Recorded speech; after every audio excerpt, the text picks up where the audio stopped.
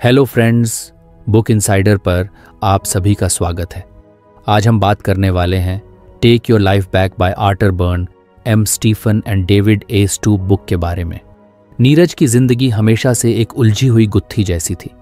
बचपन से लेकर अब तक ऐसा लगता था कि हर मुश्किल, हर दर्द ने उसकी जिंदगी के किसी कोने में अपना ठिकाना बना लिया है। वो हमेशा सोचता था, आखिर क्यों मैं हमेशा उलझा रहता हूँ, क्यों मेरे डिसीजंस हमेशा गलत निकलते हैं। यही सवाल उसके मन में गूंजता रहता था। एक शाम जब ऑफिस से थका हारा घर लौटा तो उसकी नज़र बेड साइड टेबल पर रखी एक किताब पर पड़ी। किताब का नाम था take your life back, how to stop letting the past and other people control you. Neeraj ने किताब उठाई और खुद से कहा, चलो देखते हैं ये किताब क्या नया सिखाएगी। वैसे तो उसे किताबें पढ़ने का ज़्यादा शौक नहीं था, लेकिन इस बार कुछ अलग था। शायद वो अपनी जिंदगी में कुछ बदलाव चाहता था। किताब खोलते ही उसने पहला चैप्टर पढ़ना शुरू किया, अंडरस्टैंडिंग ट्रॉमाज इम्पैक्ट। पहले तो उसे लगा ये कुछ भारी भरकम टॉपिक होगा, लेकिन जैसे जैसे वो पढ़ता गया वैसे वैसे उसे एहसास हुआ कि ये तो उसकी खुद की कहानी है। बुक में लिखा था कि कैसे बचपन या बड़े होने के दौरान हुए ट्रॉमा का हमारी मानसिक और भावनात्मक हालत पर गहरा असर होता है। नीरज पढ़ते पढ़ते रुक गया। उसे अचानक अपने बचपन के दिन याद आने लगे। वो छोटे शहर में पला बड़ा था। पिता सख्त थे और माँ हमेशा शांत रहती थी। उसकी छोटी सी गलती भी बड़े गुस्से और डांट में बदल जाती थी। एक बार तो उसने स्कूल में अच्छा प्रदर्शन किया, लेकिन पिता ने सिर्फ ये कह दिया, और बेहतर कर सकते थे। उस दिन से नीरज ने हमेशा अपने आप से उम्मीदें कम कर लीं। किताब में एक लाइन ने उसे झकझोर दिया, Recognizing how past experiences shape current behaviors is crucial for personal growth and healing. Neeraj को लगने लगा कि शायद उसका जो भी बिहेवियर आजकल है वो सब कहीं ना कहीं उसके बीते हुए दिनों की ही छाया है। उसने सोचना शुरू किया, मैं हमेशा खुद को कम क्यों आंकता हूँ? क्यों मुझे दूसरों से वैलिडेशन चाहिए होता है? क्यों मुझे हमेशा लगता है कि मैं किसी काम के लायक नहीं हूँ? किताब के लेखक ने कहा था कि हमें अपने ट्रॉमा को पहचानना होगा, उसे फेस करना होगा, लेकिन ये कैसे करना है? यही सवाल बार बार उसके दिमाग में घूम रहा था। रात काफ़ी हो चुकी थी, लेकिन नीरज का मन शांत नहीं था। वो किताब बंद करके खिड़की के पास गया और बाहर देखने लगा। ठंडी हवा उसके चेहरे से टकरा रही थी। वो मन ही मन सोच रहा था, क्या मैं अपनी ज़िंदगी में कुछ बदल सकता हूँ? क्या मैं अपने इस पास्ट बैगेज को छोड़ सकता हूँ? अगले दिन ऑफिस में भी उसका ध्यान बार बार उसी किताब पर जा रहा था। लंच ब्रेक में उसने किताब दोबारा निकाली और उसी चैप्टर को फिर से पढ़ने लगा। उसमें एक खास टिप दी गई थी, start by journaling your thoughts, write down your experiences, your fears and your feelings. This will help you recognise patterns in your behaviour. शाम को घर आकर उसने एक डायरी निकाली।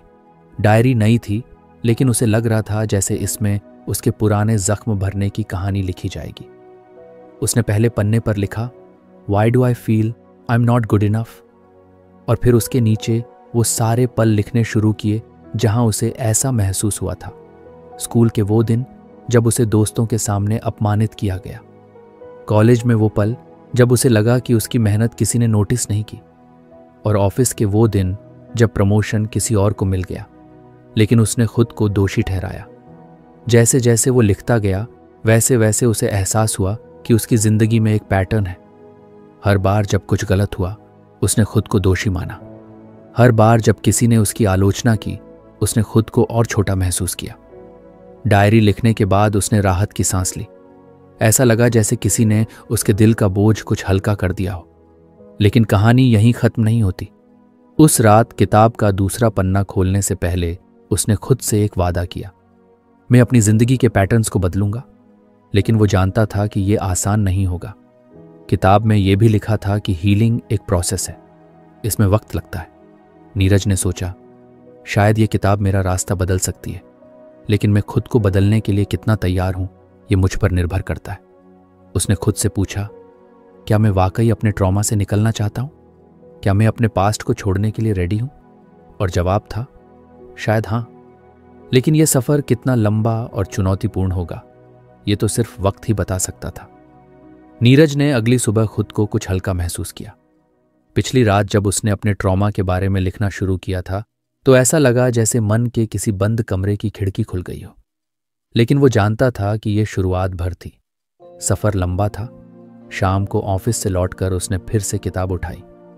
अगले चैप्टर का टाइटल था the importance of self awareness. उसने किताब के पहले पैराग्राफ को पढ़ते हुए महसूस किया कि ये उसकी जिंदगी का अगला अहम कदम हो सकता है। किताब में लिखा था कि सेल्फ अवेयरनेस के बिना कोई भी अपनी जिंदगी को पूरी तरह से नहीं समझ सकता। नीरज ने पढ़ा, self awareness is about reflecting on your thoughts, feelings, and behaviors. It's about asking yourself, why do I feel this way? Why do I react in a certain manner? ये पढ़कर वो कुछ रुक गया। उसने सोचा, कितनी बार मैंने खुद से ये सवाल पूछे हैं? जवाब था, शायद कभी नहीं। नीरज ने किताब में आगे पढ़ा कि सेल्फ अवेयरनेस का मतलब सिर्फ अपने अंदर झांकना नहीं है।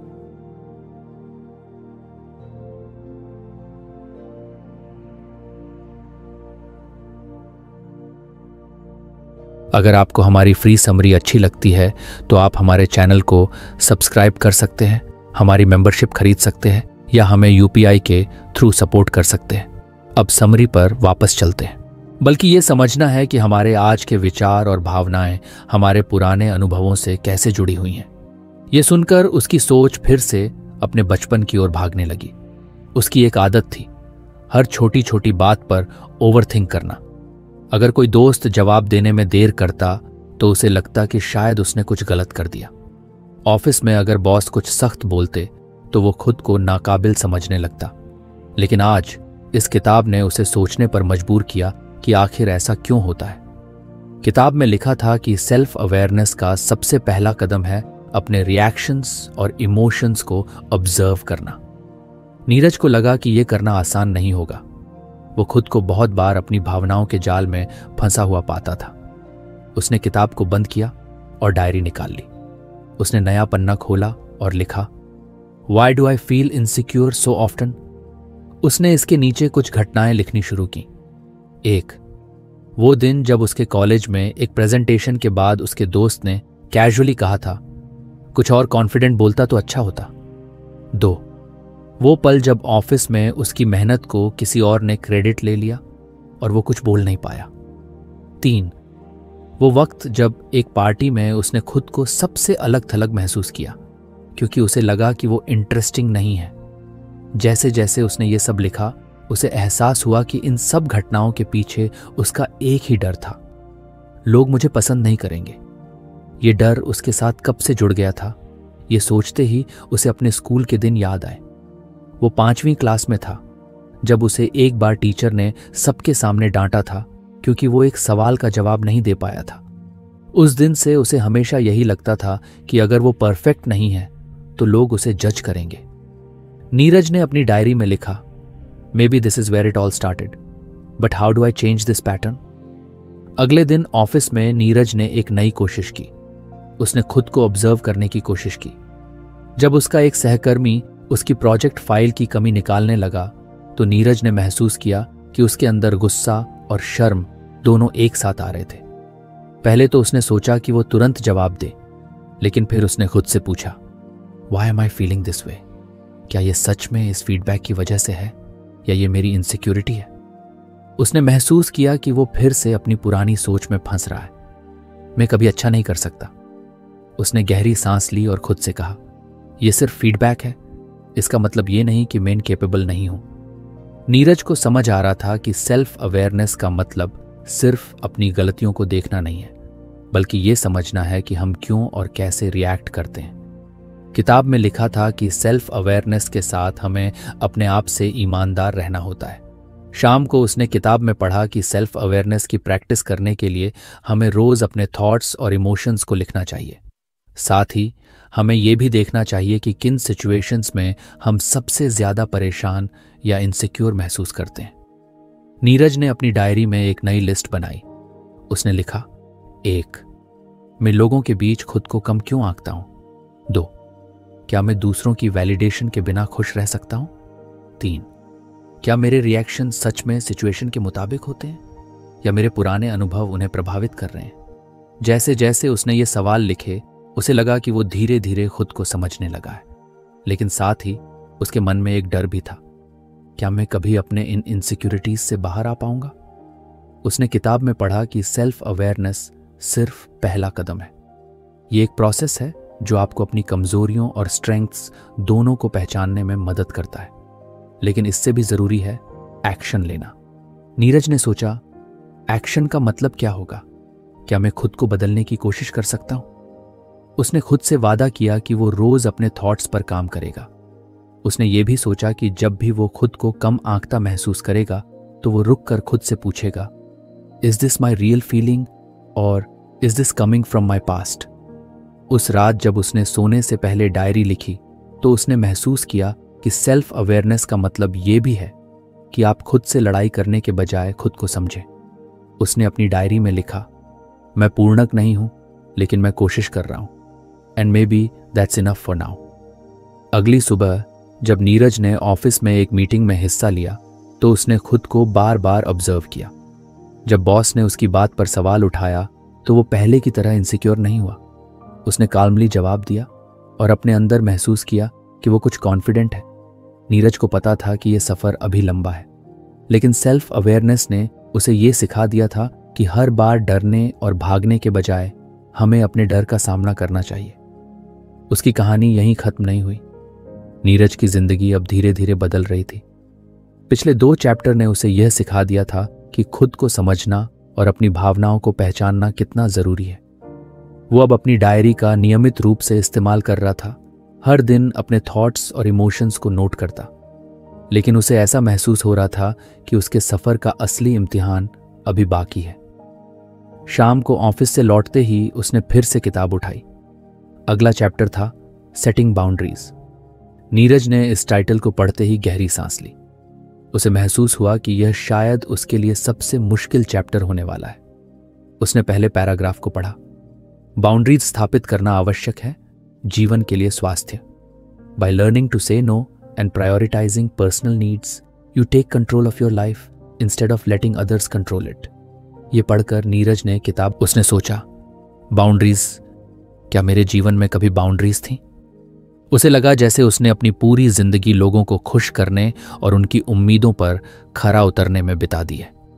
उसे याद आया कि कैसे बचपन से ही वो हर किसी की बात मानता था, चाहे उसे अच्छा लगे या नहीं। दोस्तों ने कभी कोई मदद मांगी हो तो उसने कभी मना नहीं किया, भले ही उसके अपने काम पीछे छूट गए हों। ऑफिस में भी जब कोई सहकर्मी उससे अपना काम करने को कहता तो वो ना कहने की हिम्मत नहीं जुटा पाता था, लेकिन हर बार उसे अंदर से ये महसूस होता था कि लोग उसकी मदद को ग्रांटेड ले रहे हैं। उसने किताब का अगला हिस्सा पढ़ा। उसमें लिखा था, बाउंड्रीज नहीं है दीवारें लोगों को बाहर रखने के लिए, बल्कि दिशा निर्देश हैं जो आपके लिए स्वीकार्य क्या है, इसकी परिभाषा करते हैं।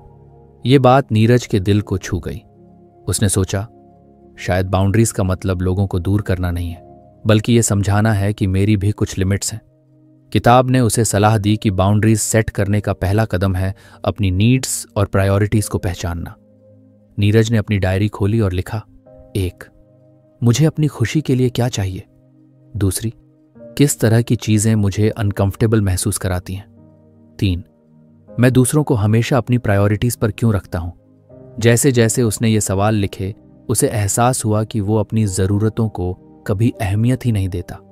वो हमेशा दूसरों के हिसाब से चलता रहा और इसका नतीजा ये हुआ कि वो खुद को खोता गया। किताब में एक और महत्वपूर्ण बात लिखी थी, learning to say no is not selfish, it's self care. Neeraj ने ये लाइन बार बार पढ़ी। उसे एहसास हुआ कि ना कहना शायद सबसे मुश्किल चीज है, लेकिन अगर वो अपनी जिंदगी में बदलाव चाहता है तो इसे सीखना पड़ेगा। अगले दिन ऑफिस में नीरज को एक मौका मिला ये सब आजमाने का। एक सहकर्मी जिसने अक्सर अपना काम नीरज पर डाल दिया था, फिर से उसके पास आया। उसने कैजुअली कहा, नीरज, ये रिपोर्ट पूरी करनी है, मुझे कुछ टाइम नहीं मिलेगा, तू देख लेना। पहले तो नीरज का मन हुआ कि हाँ कह दे, लेकिन फिर उसने गहरी सांस ली और खुद से कहा, यह मेरी रिस्पॉन्सिबिलिटी नहीं है। अगर मैं इसे करता हूं तो मेरी प्रायोरिटीज फिर से पीछे छूट जाएंगी। उसने हल्के मुस्कुराते हुए कहा, सॉरी, लेकिन मैं अपने काम में काफी बिजी हूं, तुम ये खुद मैनेज कर सकते हो। नीरज के इस जवाब से उसका सहकर्मी कुछ अचरज में था, लेकिन उसने कुछ नहीं कहा। नीरज ने पहली बार महसूस किया कि ना कहना इतना बुरा नहीं था। उसे लगा जैसे उसने अपने लिए एक छोटी सी जीत हासिल की हो। शाम को घर लौटकर उसने डायरी में लिखा, आज मैंने ना कहा और यह मुझे शक्तिशाली महसूस कराया। Maybe I don't have to please everyone all the time. किताब में आगे लिखा था कि बाउंड्रीज सेट करने के लिए कम्युनिकेशन भी बहुत ज़रूरी है। अगर आप अपनी फीलिंग्स और एक्सपेक्टेशंस को खुलकर नहीं बताएंगे तो लोग उन्हें समझ नहीं पाएंगे। नीरज ने सोचा, कम्युनिकेशन, ये मेरे लिए हमेशा से मुश्किल रहा है। उसे याद आया कि जब भी कोई उसे कुछ कहता, वो या तो चुप हो जाता या अपनी बात को ठीक से सामने रख ही नहीं पाता। लेकिन अब उसने तय किया कि वो अपनी फीलिंग्स और नीड्स के बारे में साफ साफ बात करेगा। नीरज ने अपने परिवार के साथ बाउंड्रीज सेट करने की कोशिश करने का फैसला किया। उसे याद आया कि कैसे हर वीकेंड उसका परिवार उसे अपनी मर्जी से हर जगह ले जाता था, चाहे वो कहीं जाना चाहता हो या नहीं। उसे कभी कभी बस अकेले समय बिताने का मन करता था, लेकिन वो मना नहीं कर पाता था। उसने अपनी माँ से बात की और कहा, माँ, मुझे आप सबके साथ वक्त बिताना अच्छा लगता है, लेकिन कभी कभी मुझे खुद के लिए भी समय चाहिए। अगर मैं अगले वीकेंड आपके साथ न आऊं तो क्या ये ठीक रहेगा? पहले तो उसकी माँ कुछ हैरान हुई, लेकिन उन्होंने उसकी बात समझी। उन्होंने कहा, तुम्हें जो सही लगे वही करो। नीरज को लगा कि उसने एक बड़ा कदम उठाया है। किताब में एक और लाइन ने उसे गहराई से प्रभावित किया। बाउंड्रीज न केवल आपकी रक्षा करते हैं, बल्कि दूसरों को आपके साथ व्यवहार करना सिखाते हैं। नीरज को एहसास हुआ कि अगर वो अपनी लिमिट्स नहीं बताएगा तो लोग बार बार उन पर कदम रखेंगे। नीरज ने डायरी में एक और लिस्ट बनाई। उसने लिखा, 1, मैं ऑफिस में अपना काम दूसरों को नहीं दूंगा। 2, मैं अपनी फ्री टाइम को प्रायोरिटी दूंगा। 3, अगर कोई मेरी लिमिट्स को बार बार तोड़ने की कोशिश करेगा तो मैं उससे खुलकर बात करूंगा। उसने ये भी तय किया कि बाउंड्रीज सेट करने का मतलब कठोर होना नहीं है। इसका मतलब बस ये है कि वो अपनी ज़रूरतों और भावनाओं को दूसरों के सामने स्पष्ट करेगा। अगले हफ्ते ऑफिस में बॉस ने उसे एक नया प्रोजेक्ट सौंपा जो उसके बस का नहीं था। पहले नीरज बिना सवाल किए उसे ले लेता, लेकिन इस बार उसने पोलाइटली कहा, सर, मुझे लगता है कि यह प्रोजेक्ट किसी और के लिए बेहतर रहेगा। अगर आप मुझे कुछ समय देंगे तो मैं अपने ऑनगोइंग टास्क्स को पहले पूरा कर सकता हूं। बॉस ने उसकी बात सुनी और कहा, ठीक है, मैं इसे किसी और को असाइन कर देता हूं। नीरज को महसूस हुआ कि बाउंड्रीज सेट करने का मतलब ये नहीं है कि लोग नाराज हो जाएंगे। अगर आप सही तरीके से अपनी बात रखेंगे तो लोग आपकी फीलिंग्स का सम्मान करेंगे। उस रात नीरज ने किताब का आखिरी हिस्सा पढ़ा। उसमें लिखा था कि boundaries create freedom, they free you from guilt, resentment and exhaustion, they allow you to live a life that is truly yours. Neeraj ने खुद से वादा किया कि वो अपनी जिंदगी में हेल्थी बाउंड्रीज बनाएगा। वो जानता था कि यह सफर आसान नहीं होगा। कई बार उसे गिल्ट महसूस होगा, कई बार लोग उसकी बाउंड्रीज को चैलेंज करेंगे, लेकिन उसने ये भी समझ लिया था कि अगर उसने बाउंड्रीज नहीं बनाई तो उसकी जिंदगी फिर से दूसरों के इशारों पर चलने लगेगी।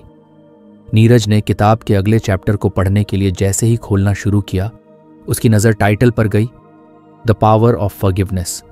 ये देखकर वह ठिठक गया। माफ़ी, ये एक ऐसा शब्द था जो उसे हमेशा से भारी लगाता था। उसे लगा जैसे यह लेसन उसे कहीं और ज्यादा भीतर तक छूने वाला है। उसने गहरी सांस ली और किताब के पहले पैराग्राफ को पढ़ना शुरू किया। किताब में लिखा था, forgiveness is not about excusing someone's wrong actions, it is about freeing yourself from the weight of resentment and guilt that ties you to the past. इस एक लाइन ने नीरज को सोचने पर मजबूर कर दिया। उसने खुद से पूछा, मैं किससे नाराज हूं और क्या मैं खुद को माफ कर पाया हूं? पिछले कई सालों से नीरज के दिल में कुछ ऐसी बातें थीं जो उसने कभी किसी से साझा नहीं की थीं। उसे लगा जैसे उसकी जिंदगी का हर कठिन लम्हा, हर गलती और हर चोट किसी बोझ की तरह उसके अंदर दबी हुई है। उसे याद आया कि कैसे बचपन में उसके पिता ने एक बार गुस्से में उसे डांट दिया था जब वह स्कूल की परीक्षा में कम नंबर लाया था। तब से ही वह इस डर में जीता रहा कि वह कभी भी अपने पिता की उम्मीदों पर खरा नहीं उतर पाएगा। एक और याद उसके दिमाग में आई, कॉलेज के दिनों की, जब उसके एक सबसे करीबी दोस्त ने उसे धोखा दिया था। नीरज ने उसे दिल से अपना भाई माना था, लेकिन वह किसी छोटी सी बात पर लड़ाई कर बैठा और हमेशा के लिए दूर चला गया। उस दिन से नीरज ने किसी को भी इतना करीब आने नहीं दिया। और फिर सबसे बड़ी बात जो उसे सबसे ज्यादा चुभती थी, उसकी खुद की गलतियां। उसने कई बार अपने काम में चूक की थी, कई रिश्ते बिगाड़े थे और हर बार खुद को दोषी ठहराया था। किताब के अगले हिस्से में लिखा था, Forgiveness begins with a decision. It doesn't mean forgetting or justifying the hurt caused by others, but it's about choosing to let go of the pain to heal yourself. ये पढ़ते ही नीरज को समझ आया कि माफी मांगने या देने का मतलब सिर्फ दूसरे व्यक्ति को राहत देना नहीं है, ये खुद को आजाद करने का भी एक जरिया है। उसने किताब बंद की और अपनी डायरी निकाली। उसने पहले पन्ने पर बड़े अक्षरों में लिखा, Who do I need to forgive? उसने अपने पेन को रोक लिया और सोचना शुरू किया। कुछ मिनटों तक बस खाली पन्ना घूरता रहा। फिर उसने लिखना शुरू किया। 1, पापा को, क्योंकि उन्होंने मुझसे कभी ये नहीं कहा कि वो मुझ पर गर्व करते हैं। 2, अपने दोस्त को जिसने मुझे धोखा दिया। 3, खुद को, क्योंकि मैंने कई बार खुद को कमजोर समझा। ये लिखते ही उसके दिल में एक अजीब सा सुकून महसूस हुआ।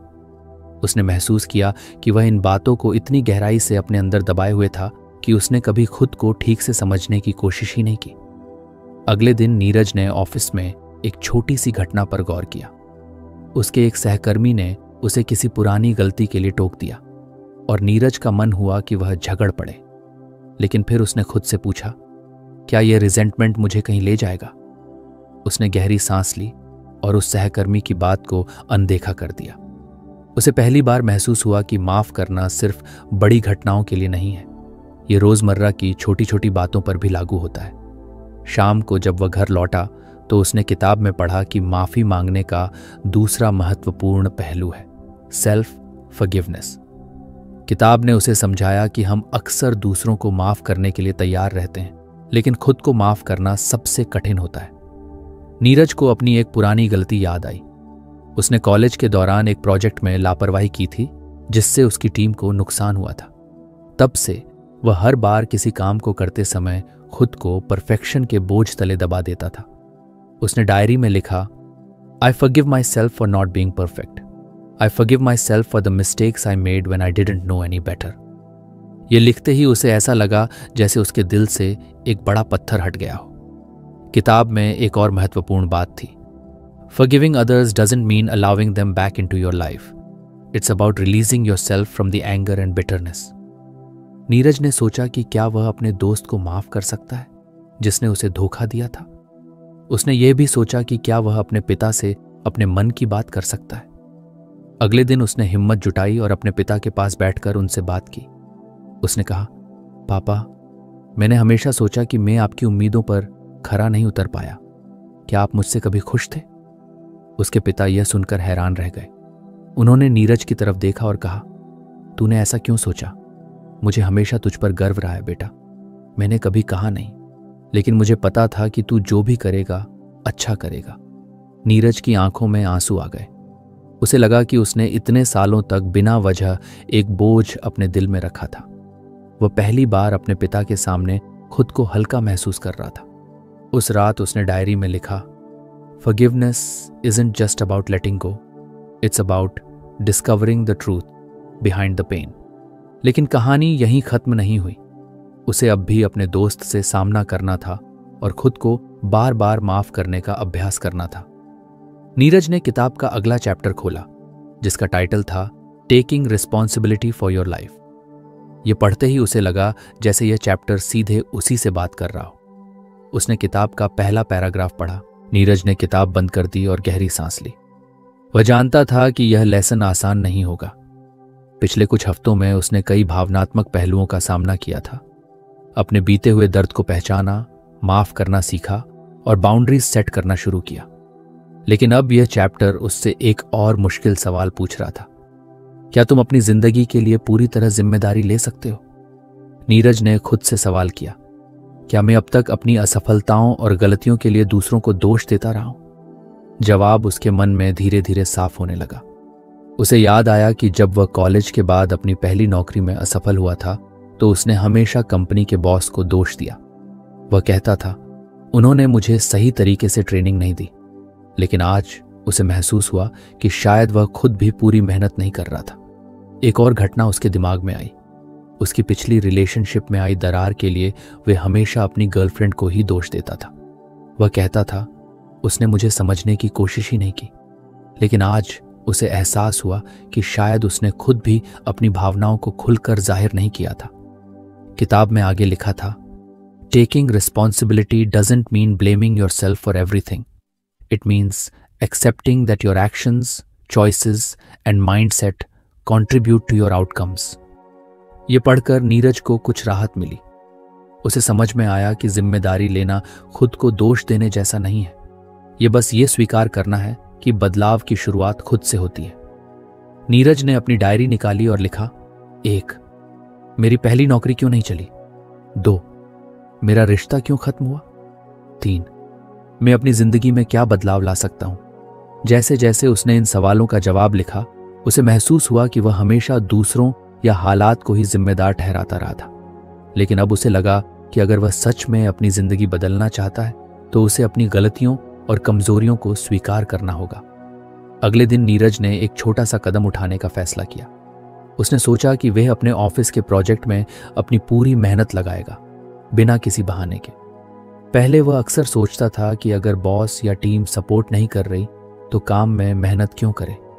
लेकिन अब उसने तय किया कि वह अपनी जिम्मेदारी खुद उठाएगा।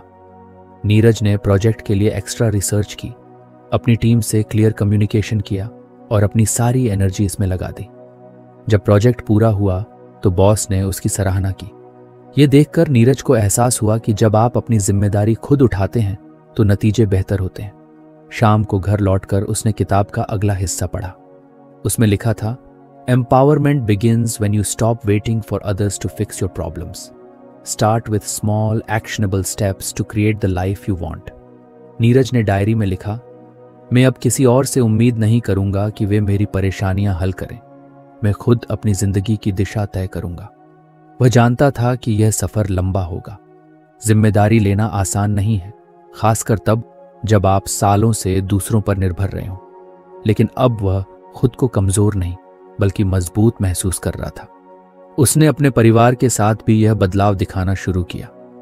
पहले अगर घर में कोई काम नहीं होता था तो वह अक्सर अपने माता पिता या बहन को दोष देता था। लेकिन अब उसने सोचा, अगर मुझे यह बदलाव चाहिए तो मुझे शुरुआत करनी होगी। उसने खुद घर की सफाई की, पुराने फर्नीचर को रिपेयर कराया और हर किसी को प्रेरित किया कि वे भी अपनी जिम्मेदारी लें। किताब में एक और बात ने उसे गहराई से प्रभावित किया। When you take responsibility, you reclaim your power. No one else can control your happiness or success unless you let them. Neeraj ने यह लाइन अपनी डायरी में नोट की। उसने अपने पुराने दोस्तों को भी मैसेज किया। एक समय पर वह उनसे दूरी बना चुका था, ये सोचकर कि वे उसे महत्व नहीं देते। लेकिन अब उसने उनसे खुलकर बात की और अपने रिश्तों को फिर से सुधारने की कोशिश की। उसने महसूस किया कि दोस्ती भी एक जिम्मेदारी है। नीरज ने अपने अगले लक्ष्य पर काम करना शुरू किया, अपनी फिटनेस। पहले वह हमेशा कहता था, मुझे टाइम नहीं मिलता, लेकिन अब उसने महसूस किया कि यह उसका बहाना था। उसने सुबह जल्दी उठकर जॉगिंग करना शुरू किया और जंक फूड छोड़ दिया। धीरे धीरे उसे महसूस हुआ कि जब आप अपनी हेल्थ के लिए खुद जिम्मेदारी लेते हैं तो आप और ज्यादा एनर्जेटिक महसूस करते हैं। नीरज ने किताब के आखिरी चैप्टर को खोला। टाइटल था लिविंग अ फुलफिल्ड लाइफ। ये पढ़कर उसकी आंखों में चमक आ गई। उसने इतने हफ्तों से इस किताब के हर चैप्टर से कुछ ना कुछ सीखा था। हर बार कुछ नया समझा, खुद को बदला और अपनी जिंदगी के प्रति एक नई सोच विकसित की। लेकिन अब उसे लगा कि यह चैप्टर उसके सफर का निष्कर्ष हो सकता है, वह नतीजा जिसकी उसे तलाश थी। किताब में सबसे पहली लाइन थी, fulfilment doesn't come from a perfect life, it comes from living with purpose, gratitude and authenticity. ये पढ़ते ही नीरज को अपने बीते सफर की सारी बातें याद आ गईं। उसने अपने बीते दर्द को समझा, माफी को अपनाया, बाउंड्रीज बनाई और अपनी जिंदगी की जिम्मेदारी ली। अब उसे लगा कि अगला कदम अपनी जिंदगी को एक उद्देश्य देना है। नीरज ने गहरी सांस ली और खुद से पूछा, मेरा उद्देश्य क्या है? मैं अपनी जिंदगी में क्या ऐसा कर सकता हूं जिससे मुझे सच में खुशी और संतुष्टि मिले। उसने याद किया कि वह बचपन से ही लिखने का शौक रखता था। स्कूल के दिनों में वह कविताएं लिखा करता था, लेकिन समय के साथ यह आदत कहीं खो गई थी। अब उसने फैसला किया कि वह अपनी लेखनी को फिर से जिएगा। शाम को ऑफिस से लौटने के बाद उसने एक नोटबुक निकाली। उसने एक कहानी लिखी जो उसके दिल के करीब थी। कहानी थी एक आदमी की जो अपने दर्द, गलतियों और संघर्षों से सीखता है और अपनी जिंदगी को बेहतर बनाता है। लिखते लिखते उसे एहसास हुआ कि यह कहानी सिर्फ कल्पना नहीं थी, यह उसकी अपनी कहानी थी। उसने खुद के सफर को शब्दों में पिरो दिया। उसे लगा जैसे वह लिखते हुए अपने अंदर की हर भावना को बाहर निकाल रहा है। किताब के अगले हिस्से में लिखा था, Fulfillment also comes from giving back. When you share your experiences, your knowledge, or even just your time with others, you create a ripple effect of positivity. ये पढ़कर नीरज को एक और आइडिया आया। उसने सोचा कि क्यों ना वह अपनी कहानी को दूसरों के साथ साझा करे। उसने अपने लिखे हुए पन्नों को सोशल मीडिया पर शेयर करना शुरू किया। पहले तो उसे लगा कि लोग इसे गंभीरता से नहीं लेंगे, लेकिन धीरे धीरे उसे कई लोगों के मैसेज आने लगे। लोग उसे लिखते थे, तुम्हारी कहानी पढ़कर मुझे अपनी परेशानियों का सामना करने की हिम्मत मिली। नीरज को पहली बार लगा कि उसका सफर सिर्फ उसके लिए नहीं था। उसकी कहानी, उसकी सीखें और उसकी भावनाएं दूसरों को भी प्रेरित कर रही थी। यह एहसास उसे और ज्यादा खुशी और संतोष दे रहा था। कुछ महीनों बाद नीरज ने अपनी किताब पूरी कर ली। उसने उसका नाम रखा, take your life back, my journey of healing and growth. ये वही टाइटल था जो उसने उस किताब के कवर पर देखा था, जिसने उसकी जिंदगी बदल दी थी। उसने अपनी किताब को पब्लिश कराया और लोगों तक पहुंचाया। हर बार जब कोई उसे यह कहता कि उसकी किताब ने उनकी जिंदगी पर असर डाला है, तो उसे अपनी मेहनत का असली फल महसूस होता। नीरज ने अपने रिश्तों को भी सुधार लिया था। वह अपने माता पिता के करीब आ गया था, अपने दोस्तों से फिर से जुड़ गया था और यहां तक कि उसने नए रिश्ते बनाने की कोशिश भी शुरू कर दी थी। वह पहले से ज्यादा आत्मनिर्भर, खुश और संतुष्ट महसूस करता था। एक दिन उसने अपनी डायरी के आखिरी पन्ने पर लिखा, मैंने अपने दर्द को समझा, माफी को अपनाया, बाउंड्रीज बनाई, जिम्मेदारी ली और अब मैं अपनी जिंदगी को उसके पूरे उद्देश्य के साथ जी रहा हूं। मैंने अपनी जिंदगी को वापस पा लिया है। नीरज ने किताब को बंद किया और एक मुस्कान के साथ अपने जीवन की ओर देखा। वह जानता था कि अभी भी जिंदगी में उतार चढ़ाव आएंगे, लेकिन अब वह हर मुश्किल का सामना करने के लिए तैयार था। वह समझ चुका था कि खुशी और संतोष कहीं बाहर नहीं, बल्कि हमारे अपने अंदर होते हैं। उसकी कहानी वहीं खत्म नहीं हुई थी, बल्कि एक नए अध्याय की शुरुआत हो चुकी थी। नीरज ने अपनी जिंदगी बदलने की शुरुआत उस किताब से की, जिसने उसे अपने दर्द, गलतियों और संघर्षों को समझने का नया नजरिया दिया। पहले लेसन में नीरज ने जाना कि बीते हुए दर्द और ट्रॉमा का असर उसकी आज की जिंदगी पर हो रहा था। उसने महसूस किया कि बचपन की डांट और दोस्तों का धोखा उसकी भावनाओं को नियंत्रित कर रहे थे। किताब ने उसे सिखाया कि इन घटनाओं को पहचान कर ही वह आगे बढ़ सकता है। दूसरे लेसन में उसने खुद को गहराई से समझा। उसने अपनी भावनाओं, आदतों और फैसलों को परखा और जाना कि वह दूसरों की गलतियों को लेकर कितना नाराज रहता था। इस जागरूकता ने उसे अपने अंदर बदलाव की दिशा दी। तीसरे लेसन में उसने सीखा कि स्वस्थ बाउंड्रीज कैसे बनाए जाते हैं। उसने ना कहना सीखा और अपनी प्राथमिकताओं को महत्व देना शुरू किया। अब वह दूसरों की अपेक्षाओं से दबने के बजाय अपने फैसले खुद लेने लगा। चौथे लेसन में नीरज ने माफी का महत्व समझा। उसने अपने पिता, दोस्तों और सबसे अहम खुद को माफ किया। ये माफी उसके दिल से बोझ हटाने और उसे मानसिक शांति देने का जरिया बनी। पांचवें लेसन ने उसे सिखाया कि अपनी जिंदगी की जिम्मेदारी उठाना ही असली बदलाव की शुरुआत है। उसने बहाने बनाना छोड़ा और अपने काम, रिश्तों और सेहत को गंभीरता से लेना शुरू किया। आखिरी लेसन ने उसे अपनी जिंदगी को उद्देश्य और खुशी के साथ जीने की सीख दी। उसने अपने लिखने के शौक को फिर से जिया और अपनी कहानी दूसरों के साथ साझा की। ये उसे न सिर्फ संतोष बल्कि दूसरों को प्रेरित करने का मौका भी दे रहा था। नीरज ने इन सभी पॉइंट्स को अपनी जिंदगी में अपनाया और एक ऐसी जिंदगी जीना शुरू किया जो पूरी तरह से उसकी अपनी थी। खुशी, संतोष और आत्मनिर्भरता से भरी हुई। तो फ्रेंड्स, ये थी हमारी आज की बुक समरी। आपको कैसी लगी कमेंट करके ज़रूर बताएं और धन्यवाद आपका समरी एंड तक सुनने के लिए।